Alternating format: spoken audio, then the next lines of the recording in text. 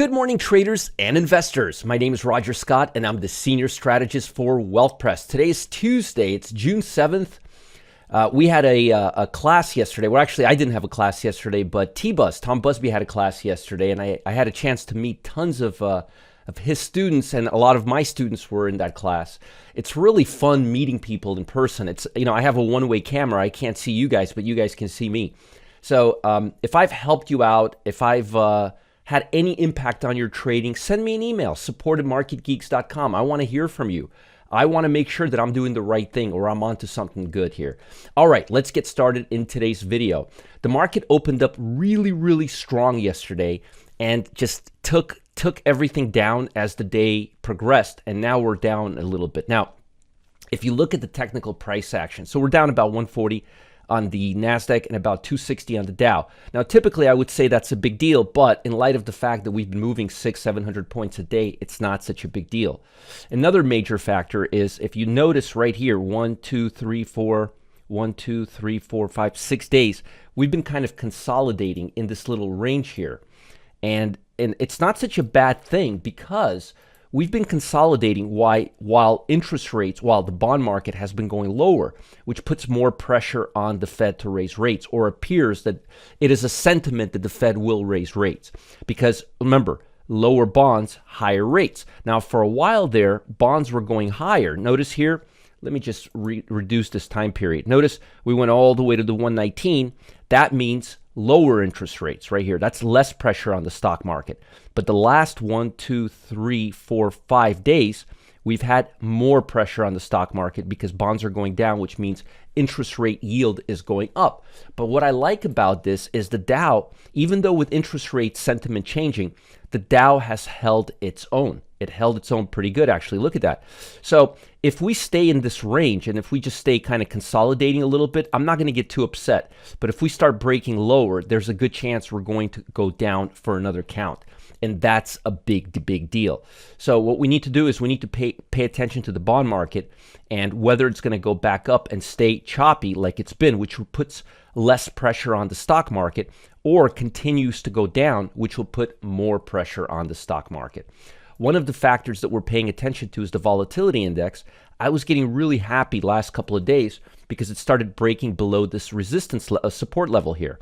But now it appears like it's going back into its channel.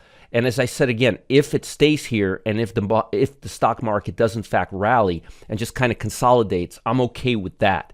But if the stock market starts gyrating and breaking higher, this will go back higher up. And we'll have to increase this line here. But for now, we're still within this range, so we will see how things are going today. Again, semiconductors, same thing. Very choppy, very much consolidating kind of a market, waiting for a little breakout. I can't wait for us to break out below this level, this resistance level of 250 in chips. That'll be very significant.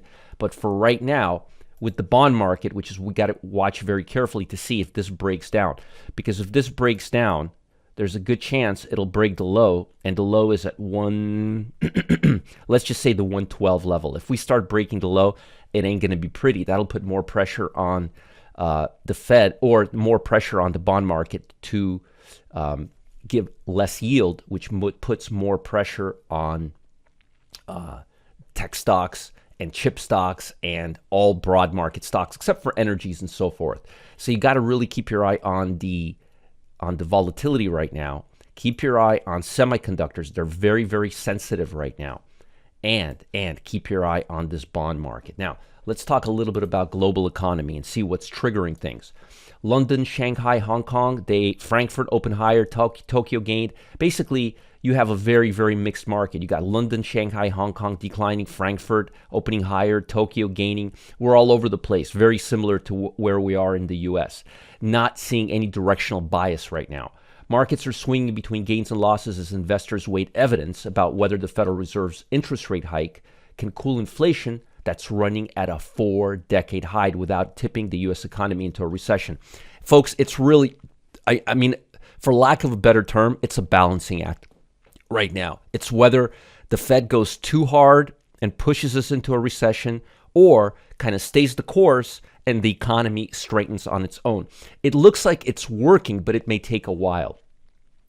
Treasury yield is moving towards its levels from early and mid-May, which is what I was kind of trying to explain to you here, back from the high levels right here. Where is my report? Then it reached its highest point since 2018 amid expectations for the Federal Reserve to raise interest rates aggressively. Notice bond yield is going down. Lower bond yield, lower bonds, prices, higher interest rate, more yield. Excuse me, I got it backwards. It's sometimes get yield and interest rate. They're inverse of each other, so I get mixed up as well. The yen has weakened because Japanese interest rates have stayed near record lows while U.S. and European rates rise. That helps exporters make their goods cheaper abroad, but pushes up prices of imports for consumer manufacturing. That's one of the reasons, folks, why I've been short Sony. If you look at Sony, the yen is weakening again. And with the yen weakening, that puts pressure on tech stocks made in Japan. Japanese companies, yen, I think you guys understand. And it's an ADR, so this is a Japanese company. It's not an American company. So just a little tip for you. Notice breaking down, RSI overbought, and now finally starting to come down. Again, now we got sectors to pay attention to, really important things. Now, again, nothing has changed in the major dynamics of things. We still have energy, utilities, materials leading, and technology, communications, and consumer discretionary lagging behind. But as far as the strongest stock right now, nothing has changed. Folks, I'm not kidding. Look at this.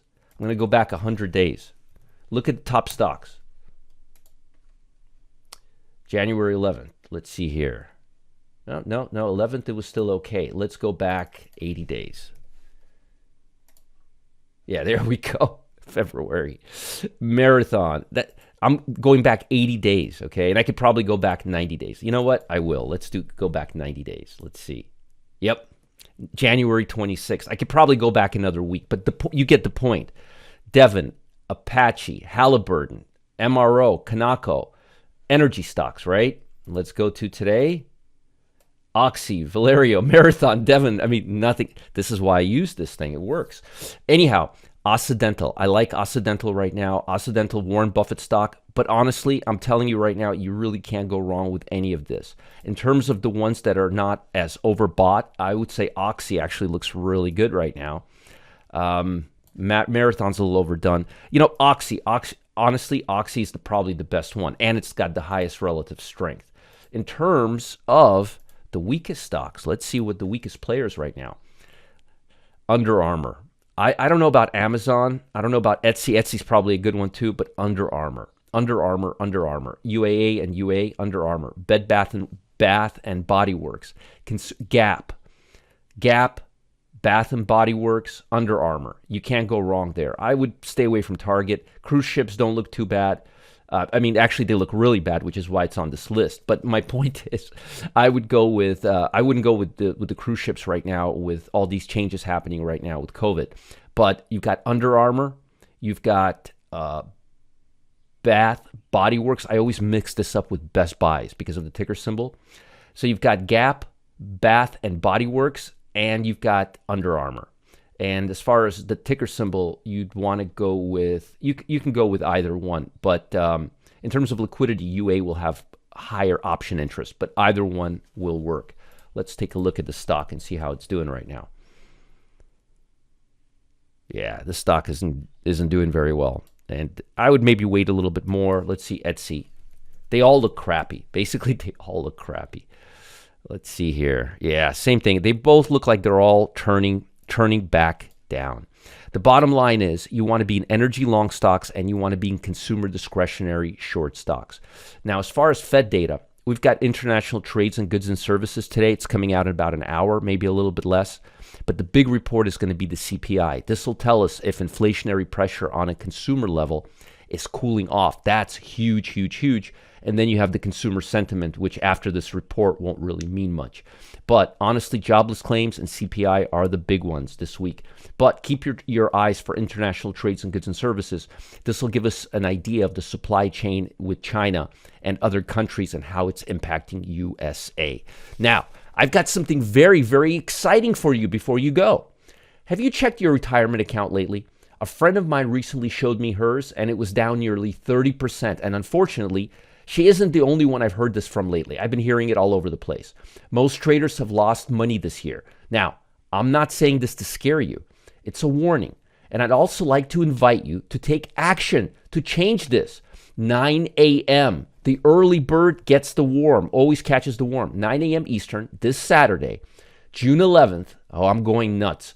I'm holding a private trading class to show everyone the critical move they can make to help protect themselves from further downside. Strategies that work in bull and bear markets. Algorithmic trading systems that work to the short side. What day of the week to buy, what day of the week to sell for every different indexes. How to fade the stocks and what's the best way to fade stocks. Folks, it's going to be 4 hours, 5 hours if you include my lunch break, but it's going to be the most value you've ever seen to help you not struggle, but survive and profit from the current market cycle. It'll teach you how to make money in a crappy market and how to turn it around on its face to make it one of the best markets ever. I'm not kidding. I'll show you and I'll give you hardcore evidence of it. Follow the link below. You cannot afford to miss it out. It starts at 9 a.m. We're going to record it for anyone who can't be there so you can watch it later, but you got to check it out. You got to check it out right now. This is the coolest thing I've done in a long time. I'm rolling up my sleeves this Saturday morning for you. Follow the link below. Check it out now, and I'll talk to you guys later. Bye. Tomorrow, one long, one short. Don't miss out. And post some comments, feedback. Send me a love letter. Bye, guys. Take care.